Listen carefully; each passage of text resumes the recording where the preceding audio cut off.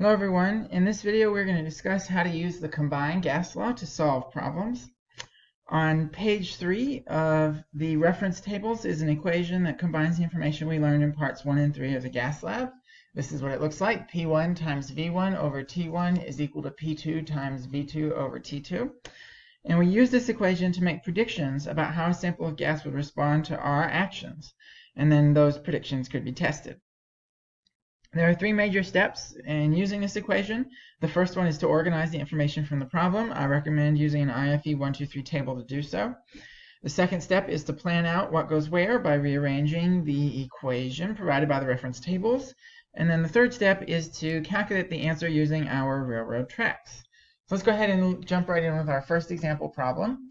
2.0 liters of gas at standard temperature and pressure, which is abbreviated STP, expands to 10.5 liters at constant temperature. And we're asked to find the new pressure. So here is my IFE 1, 2, 3 table. I standing for initial, F standing for final, and E standing for effect. And I have a column in my table for every variable mentioned in the problem: pressure, temperature, and volume. So my first step is going to be to transfer the information that I'm provided into the table. I'm going to start with the initial volume of 2.0 liters, which we're told right at the beginning. And then we're told that it expands to 10.5 liters. Those are the only numbers that we are provided in the problem, but we are told that we are at standard temperature and pressure and that we are at constant temperature. So if I don't remember off the top of my head what numbers match standard temperature and pressure, I'm going to go to page 1 of the reference tables and look up those values. A standard temperature is provided with 0 degrees Celsius or 273 Kelvin. In order to perform my math correctly, I always need to use Kelvin temperatures. And the reason for this goes back to that very large intercept on the degrees Celsius pressure graph. We don't want to use that intercept because we would have to adjust all of our math in order to account for it. So instead, we're going to use the Kelvin temperature. We start at standard temperature, and the problem says that we stay at constant temperature. So that means that our final temperature is the same as our starting temperature, in this case, standard temperature. Now, we're provided with 4 different definitions for standard pressure in the reference tables.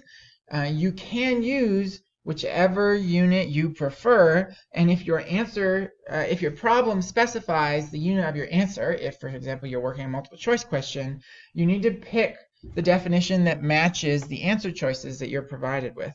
However, this particular question does not specify, and whenever I am provided the freedom, I always go with 1 atmosphere as my definition of standard pressure because it makes the math easier. So we're almost done with our IFE table. If we go back up, we are asked to find the new pressure. So I'm going to put a question mark in the space for pressure 2. And then we can talk about the third row, the effect row. And this is in order to help us better make our prediction about what's going to happen to each of the variables. We know that temperature does not change in this situation. So the temperature is not going to have an impact on any of the other variables. We also know that the volume is increasing, right? The question uses the word expands, and we go from 2 to 10 liters. So we know that the volume is increasing. We also know from part 1 of the lab that pressure and volume do opposite things. So I'm going to write in my pressure effect box that volume is pushing the pressure down. So when I get my final calculator answer, I'm going to predict that it's going to be smaller than 1 atmospheres because the volume is pushing the pressure down. So I filled in my IFE table. I am all ready to move on to step 2 of the problem, rearranging the equation. I know that I am looking for P2 based on my IFE table, and I need to get P2 all by itself. I need to isolate P2. And in order to do that, I need to move V2 and T2 away from P2 onto the other side of the equal sign. Whenever we move variables across an equal sign, we do so diagonally. So T2 will move into the numerator of the left-hand side of the equation, and V2 will move into the denominator of the left-hand side of the equation. It looks kind of like cross-multiplying. This leaves me with P2 all by itself on the right-hand side of the equation. And now I've got P1, V1, and T2 in my numerator on the left-hand side of the equation. And I have T1 and V2 in the denominator on the left-hand side of the equation. People who skip this step tend to flip their temperature values. So it's very important that you write out where you're going to plug in each variable. As we move on to step 3, calculations. So I know that my first pressure value is 1 atmosphere.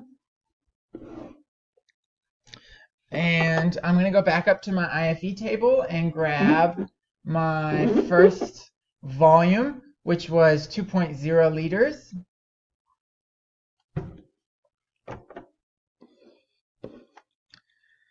And my first temperature, which was 273 Kelvin.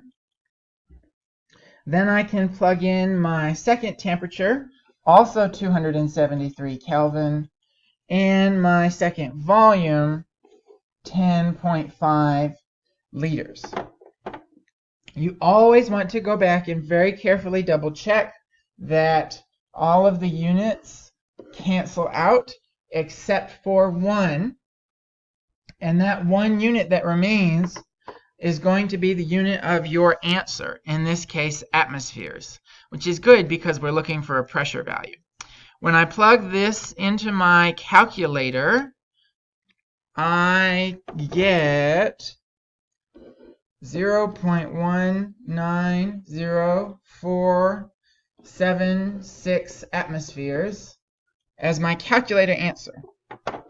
Now I need to round that answer to the appropriate number of significant figures. So I'm going to go back to the original problem and look at the numbers for their significant figures. 2.0 has 2 sig figs, and 10.5 has 3. So I always have to preserve the smaller number, which means I'm going to report my final answer with 2 significant figures. So when I go back to my answer, the first 0 is not significant. The 1 and the 9 will be my sig figs, and I'm going to look at the next digit to decide which way to round. 0 is less than 5, so I'm going to round my answer down, and I'm going to report my answer as 0.19 atmospheres. This matches my prediction for what would happen to the pressure. We said that the pressure would go down because of the volume, and our pressure is now significantly less than 1 atmosphere, matching our prediction. Let's look at a second example. A sample of gas at STP has a volume of 4.5 liters. What will the volume be if the temperature increases to 23 degrees Celsius and the pressure increases to 1.25 atmospheres? So again, I'm going to create my IFE 123 table and fill it in with information from the problem. We're told that we are starting at STP, standard temperature and pressure, and a volume of 4.5 liters. Standard temperature is always 273 Kelvin because our temperature math always has to be in Kelvin. We are also told that the pressure increases to 1.25 atmospheres, and then the temperature increases to 23 degrees Celsius. So this is a problem because our temperature math has to be in Kelvin. According to page 3 of the reference tables, we convert from Celsius to Kelvin by adding 273. So when I do that, I get 296 Kelvin. And that is the number that I am going to put into my IFE table. 296 Kelvin. We're looking for the second volume. What will the volume be? And then we are told that we need to go and look up pressure. We are also told that the final pressure is 1.25 atmospheres. And so when we select our initial pressure value from the options of standard pressure, we want to make sure that the units match. So this time we are going to be using 1.0 atmospheres so that we will match the units in our final pressure and they'll be able to cancel out. For our effect row, the pressure increased from 1 to 1.25. And when pressure goes up, volume tends to go down. So the pressure is pushing the volume down. However, in this case, the temperature also increased. And we learned in the first part of this unit that when things get warmer, they tend to expand. So the temperature is pushing the volume up. And here, our prediction becomes somewhat more difficult because the pressure and the temperature are pushing the volume in opposite directions. Because the change in pressure is a bigger percentage, 25%, than the change in temperature, which is only about 10%, I think the volume will end up going down, but we'll have to look at our math and see how this problem works out. So we've completed our IFE table. Our next step is to plan what goes where by rearranging the equation. In this case, we are looking for our volume, second volume. So that means we're going to need to move pressure across diagonally and temperature across diagonally, giving us P1, V1, T2 over T1, P2, and that will tell us our second volume. So I'm going to set up my railroad tracks. I'm going to go back to my IFE table and make sure that I pull everything into the appropriate location. So I'm going to put P1, V1, 1 atmosphere,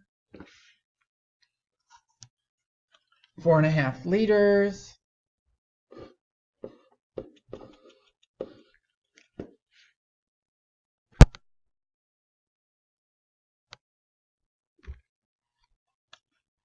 And my second temperature, 296 Kelvin. And then I'm going to put my first temperature, 273 Kelvin, and my second pressure, 1.25 atmospheres, in the denominator. Okay, all according to my plan and using the labels from the IFE table. I'm going to double check my units. Atmospheres cancel, Kelvin cancel. That leaves me with liters, which is the unit of volume. So my answer is going to be in liters.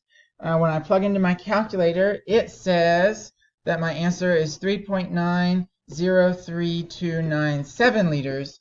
But I know that I have to round that number to the appropriate number of significant figures. So I'm going to go back to the problem. And 4.5 has 2 sig figs. 1.25 has 3 sig figs.